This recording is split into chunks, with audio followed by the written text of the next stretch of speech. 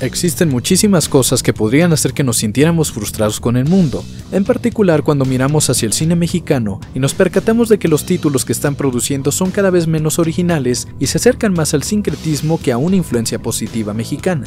En las últimas producciones de diversos géneros, el cine mexicano se ha estancado en el limbo de no saber cómo atraer una audiencia para su película y viven obsesionados con darles títulos para nada convincentes y tramas pobremente articuladas. Vamos a tomar ejemplos para revisar algunos casos y así dilucidar en qué yace la crisis del cine mexicano contemporáneo. Nosotros los Nobles de 2013, inspirada por El Gran Calavera de 1949 dirigido por Luis Buñuel, que a su vez se basó en la obra dramática de Adolfo Torrado, que tiende a ser descrita como mediocre. El guión, que a la gente le fascinó, tiene su base en las modificaciones que el matrimonio de Janet y Luis Alcoriza hicieron sobre la obra de Torrado. Hemos de saber que Luis Alcoriza era español y Janet en realidad se apellidaba Riesenfeld y era de origen austriaco. Desde allí vemos que el guión ni siquiera es propiamente mexicano. Buñuel tampoco lo era. Ya cuando Alarraqui Films la tomó y elaboraron el guión de Nosotros los Nobles, lo único que hicieron fue adaptarlo a los tiempos corrientes. Premios se llevó algunos en Canacine, que prácticamente son de chocolate, y en el Ariel obtuvo 2 nominaciones y no ganó nada. No está tan bien hecha, pero te hace reír. No es una película que se proponga ser técnicamente buena, simplemente cuenta una historia, la gente de clase trabajadora se identifica, se burla de los riquillos inútiles, saca sus traumas económicos en cada carcajada y consume el producto. Es un éxito en taquilla, le duela a quien le duela, $26 millones. Y por supuesto no es apta para todo público. Y de igual forma, no apta para todo público es Las Elegidas de 2015, basada ligeramente en una novela de Jorge Volpi, que a su vez está basada en un caso real de una red de prostitución. Es una coproducción de Canana y Maini Films, es decir, Francia y México, que nos habla de cómo se utiliza la seducción como método de rapto para la trata de blancas. La dirección de David Pablos guía muy bien a los actores a establecer una conexión con cada uno de sus personajes. Nos relata igualmente una historia más allá de cuidar todo detalle técnico, pero fue ganadora de 5 premios grandes: Cannes, San Sebastián, Ariel, Goya, Platino. Esto quiere decir que pese al marcado enfoque que tiene de relatar una cruda realidad, que para muchos debe permanecer obscena, no descuida su manufactura. Sin embargo, en taquilla no le fue tan bien.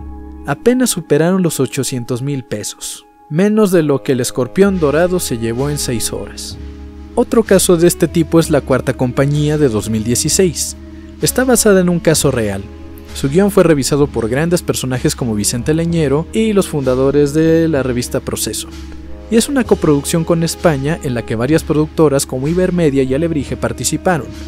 Retrata la vida de un equipo de fútbol americano conocido como los Perros de Santa Marta, quienes son presentados ante la opinión pública como ejemplo de la superación de los internos a través del deporte, pero que al mismo tiempo son utilizados como criminales bajo el mando de un jefe de policía corrupto llamado el Negro Durazo.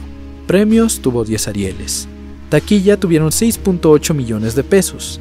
Se incluyó en el catálogo de Netflix en julio de 2018. Le fue mucho mejor que a Las Elegidas, pero hay que tomar en cuenta que los ingresos que percibe una producción fílmica dependen del número de espectadores y la mercancía que puedan producir.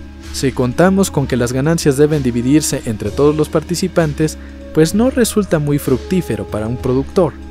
Miremos entonces el caso de un producto que sí era dirigido hacia un público de todas las edades: Ana y Bruno de 2017, basada en una novela de Daniel Emil que no había sido publicada. La historia es interesante, en esencia infantil, con temas sensibles, pero de ninguna forma censurables. Si nosotros leemos hoy la sinopsis de la película según los críticos, nos damos una muy buena idea de qué veremos en los 95 minutos que dura la producción. Sin embargo, cuando veíamos un tráiler de esta película, se nos quería hacer creer que se trataba de otra cosa completamente distinta, una especie de clickbait que ni siquiera funcionó. Alcanzaron, sí, casi 10 millones de pesos en su primera semana de taquilla, que si es comparado con otras producciones chicas, se podría considerar afortunado. Sin embargo, al hacer un tráiler engañoso y ofrecer una sinopsis en los cines que no dejaba claro lo que trataría realmente la película, el alcance que pudo tener se vio muy limitado y provocó una polémica en Twitter donde la gente se quejaba: ¿de qué demonios trata esta película? ¿Es o no es para niños? Unos decían que sí, otros decían que no. No hubo claridad y solitos se pusieron el pie. Y volvamos con el mal que tienen todas las películas mexicanas de los últimos tiempos. Están dedicadas más hacia adolescentes y adultos que hacia los niños. Veamos el caso de Hombre al Agua de 2018. El remake de Overboard de 1987, ahora mexicanizado y con Eugenio Derbez como protagonista. Ellos lograron 91 millones de dólares. Obviamente porque Hollywood favorece muchísimos recursos, entre los que se encuentra la difusión. El alcance es más grande. La comedia atrae mucho más que otros géneros, y en esencia el producto no es tan mexicano como el resto, sino que dependió del éxito de un proyecto estadounidense de fines de los años 80. Seleccioné estos proyectos ex profeso para resaltar que muchas veces se pone más esfuerzo en relatar historias que nadie quiere oír que en aquellas que todos quieren escuchar. Últimamente, la gente se envolvió en una polémica sobre por qué Mis Reyes vs. Godínez estaba recaudando más que Roma y que si éramos racistas o incultos. Bueno, por principio, Roma siempre apuntó bajo en su alcance y buscaron el modo de crear presión para que se le incluyera en cartelera de muchos cines. Mis Reyes vs. Godínez estaba diseñada y hecha para ser exhibida en cines y perseguir el éxito que tuvo Nosotros los Nobles. Roma estaba diseñada para mostrar algo costumbrista con tintes históricos. Cualquiera que vea Mis Reyes vs. Godínez puede entender la trama.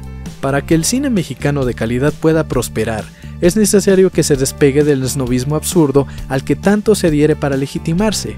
Por ejemplo, Disney contrata artistas de primer nivel en todas partes del mundo y así crear producciones que van más allá de hacer monitos cabezones con un chiste tras otro.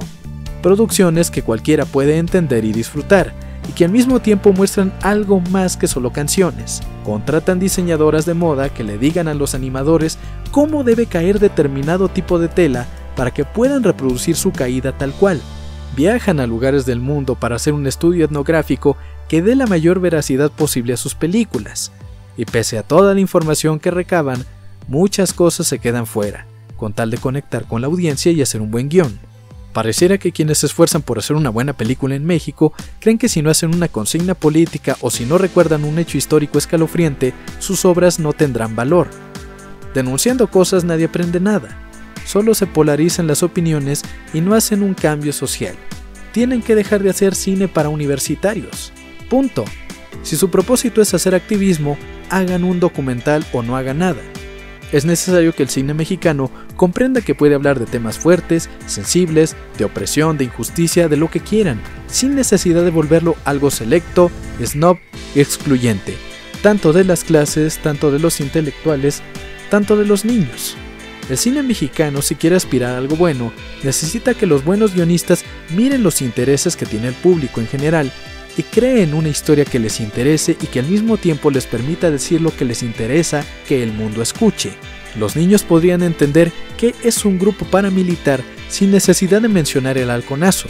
Para ser creativo, hagan lo que quieran, pero si la intención es fortalecer la percepción que se tiene sobre el cine mexicano, es necesario que le entren a la cultura pop y exhiban en las salas de cine narrativas que sorprendan y gusten a todo el mundo.